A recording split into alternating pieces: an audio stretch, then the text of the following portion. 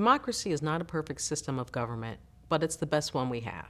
Today, more than 80% of Americans report being concerned that democracy is under threat. And increasingly, when people are asked which political party poses the bigger risk, it's nearly a tie. Democrats believe that Republicans are responsible, and Republicans believe that Democrats are. So we have one point of bipartisan agreement. The ship is sinking, and we blame each other for it. For the past 40 years, Gallup and Pew have measured the level of confidence in U.S. structures.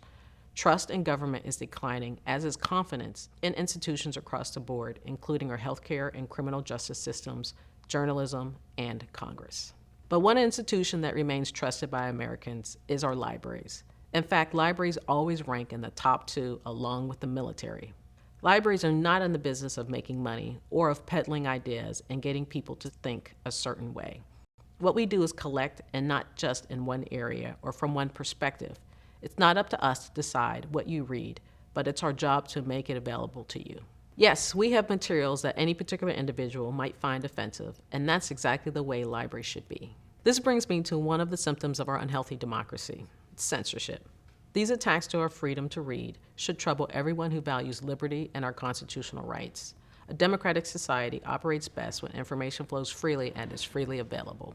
Book bans place politics over the well-being and education of young people and everyone's right to access libraries.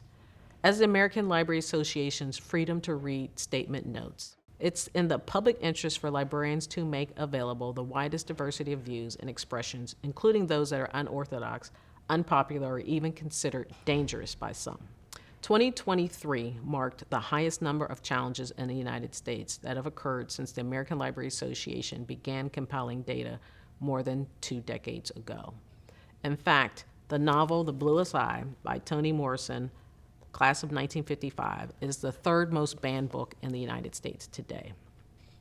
Now, I've just laid some really heavy stuff on you, but I wouldn't be here today if I didn't think that libraries have a solution, or at least ways to alleviate these problems. Libraries serve people of every age, income level, location, ethnicity, and physical ability. We provide a full range of information resources needed to learn, govern, and work. There are 4 things that libraries do particularly well that build resiliency in our democracy. First, we support education. We empower people in all walks of life to seek, evaluate, use, and create information to achieve their personal, social, occupational, and educational goals. Second, we preserve and steward facts. We provide a fixed reference point, allowing truth and falsehood to be judged through transparency, verification, citation, and reproducibility. Third, we champion intellectual freedom. Democracy is dependent on the lawful dissemination and rigorous protection of speech from all political perspectives. Not everything will withstand rigorous scrutiny in the marketplace of ideas, but our free society requires that we have the right to make up our own minds. And finally, we support truth. It's difficult to know what's true on the internet. Information is abundant, but with that abundance comes a lot of junk.